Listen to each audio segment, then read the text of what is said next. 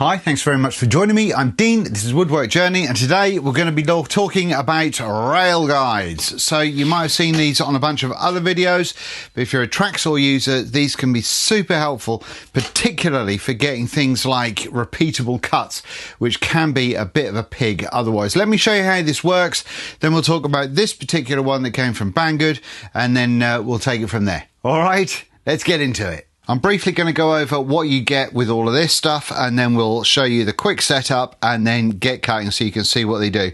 So each section comes like this. Now, I can't remember if there were instructions about this or not, but they weren't super helpful if there were.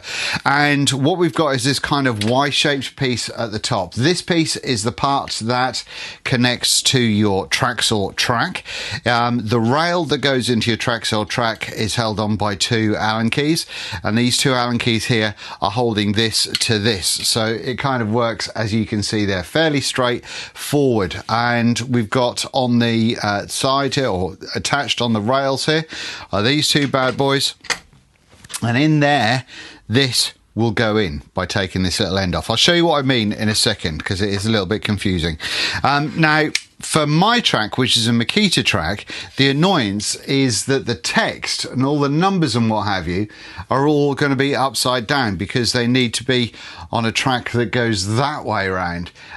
So I don't know if there's a sticker I could put in there or not to finish that off, but there we go. Anyway, the thing I want you to pay attention to is that at this point right here, there's a triangle, and then at this point right here, there's a triangle. And I'll be talking about those when we go to setting up these blocks in a moment. Now here, there's two rails. There's one rail there, one of two. There is numbers to tell you. There you go. It shows that this one's one of two. And then we've got one of three right there. We're going into focus. There we go. And we've got one of four going on right there. So we've actually got a full cutting width of each set of four rails of 1390 or 1400-ish millimeters. So that's good if you're ripping a wide sheet. Right, I'm only going to do one because it just makes sense. So we're going to slide this end one into our tracksaw rail, like so. And then we're going to tighten that up so it's not going anywhere. It doesn't have to be in any particular space on this tracksaw rail. It can be wherever you're comfortable with, and depends on the size of the rail, of course, as well.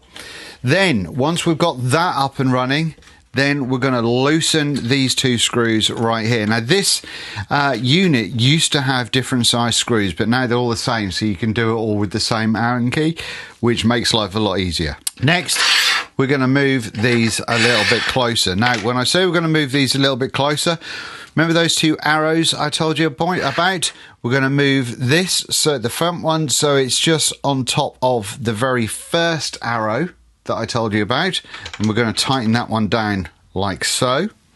And then this one we're going to do in front of the second arrow that I told you about, so that's going to tighten down there like so. Then we're going to make sure both of these are open at the top. The end piece going on right here is actually, you can unscrew that, so off it comes. That then goes into those two holes, and we screw that back on again. Once that is screwed on, that has to go right up like that, right up to the end of that bad boy, like so, and then you can tighten these down. Okay, so the only thing we've got loose at this moment is these two bolts here, so we can still pull this forward and back. Right, so this wasn't super obvious, but you need a square that you can trust, and what I'm going to do is I'm going to pop it right up against the rubber at the end of my tracksaw, and you can see there's quite the distance in between these two. So now what we have to do is we move this bottom bar that we kept loose right up until it just touches the square. Okay, once that touches the square, then we can tighten down these two screws.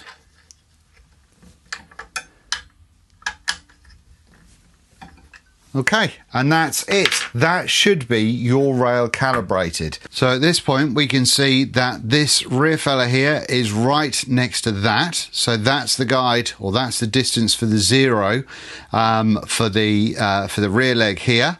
And then this one right here, that is around about 295.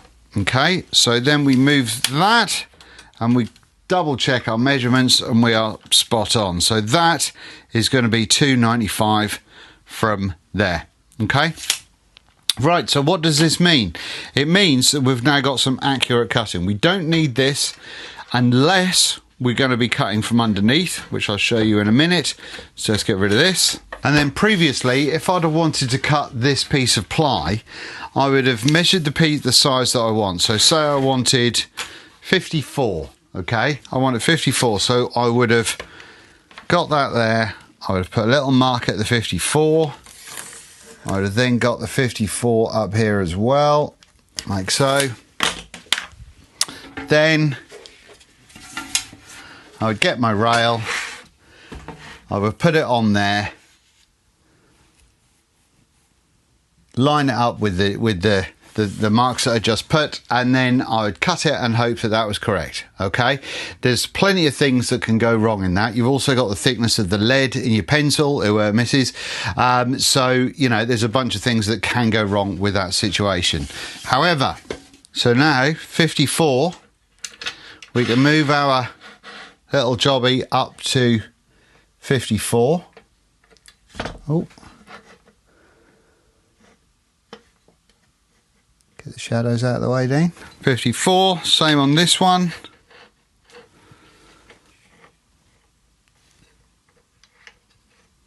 .54, and then we've got these little feet that we can swish over. Now that is going to stop there and mean that every time we cut, that's going to square it up, and it's going to make sure that every time we cut over here, that is going to be exactly 54 left. So that's cut there. And now we can measure that, tear a hair over 54. So I'm about a millimetre out on that one, thereabouts. But yeah, so I possibly wasn't paying attention when I was on top of the thing, because the camera was in the way where my head was going to go. But that's how you get your measurable and repeatable cut that you can do time after time after time. But what if we want to do a cut that is sort of much thinner than the rail? Well, in that case, what we're going to use as measures at this point is not what we've used before, and now we're going to use this scale on the bottom here, and we're going to use this rear one to allow us to show us what we want to do. So we loosen those up. We're going to flip this around so it actually goes underneath the track, and then we move this up, and we want to go to, I'm just trying to get this locked down. That's 110, 111. Tighten those both up, and you can see that we're now at 111. Do the same with this bottom one. Undo that, move this, lock that down. So they're both locked down now, and underneath,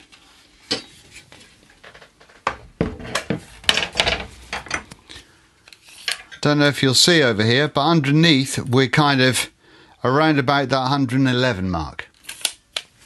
Okay, so now when we pop this up to that, so the stoppers underneath the track are stopping it, we need an extra bit of wood to keep things upright, like so. And then we can cut that. Just changing my lighting there for a moment, we can see this is the measurement that we were trying to achieve, which is whatever that is. Just over 111, I think it was. And this is what we're getting. So we're getting bang on what we said. I wasn't really paying attention because I haven't got my specs on. But hopefully you can see that that is exactly what we were going for. So as you can see, whether you're doing sort of reasonably thin, you're not going to go too thin on the rips on these, but relatively thin or relatively chunky, things like cupboard doors, things like large pieces of wood or larger pieces of wood, things that are kind of around about the size of your track and larger will be absolutely ideal. You've got a huge cut, you can do a full width of the sheet, and obviously if you wanted to put two of these together you'd get even longer, but you wouldn't have the stability. So yeah, for repeatable, straightforward cuts on sheet goods, then I think these are actually really good. They are very confusing to use, don't get me wrong. Until you get used to what you're doing, they're very confusing. The thing that I would change on this is, I know that they changed the fact to make all of these sort of front bolts around here to be all the same Allen key, which is great, but these ones that attach to your rail are just a pain in the bum that you've got to now unscrew them, you know, to get them off. Because what I would like to see is some kind of thumb tightener where either you can tighten it by thumb and with a screw, so you tighten it by hand, or it's got one of those locks so you can just turn it, lock it, press it down, and it's in. You know, that would mean that using something like this is even quicker. The setup can take a little bit of a faff and a bit of a time to get to, but that's something that you get better with the more you do. I have got significantly better since I've been doing it, but obviously there's still a lot more that I can do. And when it comes to the width, yeah, sure, you've got some nice widths. When they connect together, they don't wobble around or anything like that. They work very, very well. I just spilled coffee all over mine a little while ago. So yeah, that's it. I mean, I think it's definitely going to get you in the ballpark when it comes to cabinet making. If you're looking at millimeter perfect, I think you're still going to need to just double check it or really hone in on your calibration or getting everything measured up and getting the spaces right and everything. That is, like I say, a bit of a faff, and you've got to make sure that the rubber on the underside of your track saw that you measure to with any type of use with a track saw is accurate, and that you've not kind of graunched at it at some point in time. Do you get what I mean? Because you want that calibration to be as accurate as possible. Once you've done that, the more accurate you are with that, the more accurate your cuts are going to be. And that leaves, the only other thing is, I think where you've got you're kind of looking at the front of the bits of metal to tell you kind of where you are measurement wise. I would really like to see some kind of like arrow there to be more accurate, because the laser etched numbers are nice and thin. All the lines are nice and thin, which helps with accuracy. But it's still, you know, you've got a bit of a distance between the two, and so it's easy to kind of have a bit of a tilt shift and not quite see the exact measurement you're going for. But get used to all of that, and it's a useful bit of kit. If you're using a track saw, particularly for breaking down sheet goods, and you are doing something where you want to have repeatable cuts, then sure, I think something like this can work out really nicely. Now, I can't remember if I said, but Banggood did send me this at no charge. They didn't ask to see this video ahead of time. They didn't pay me to say, didn't pay me anything, but they didn't pay me to say nice things or anything like that.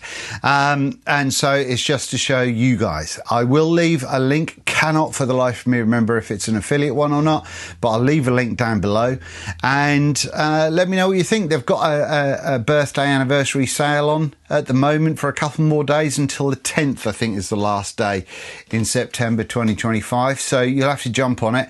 But yeah, not a bad bit of kit. Will certainly help some people out. And when I was cutting up the doors and stuff for my kitchen that I made a while ago, I wish I'd have had something like this. Okay, that's it. Thank you very much. Bye-bye.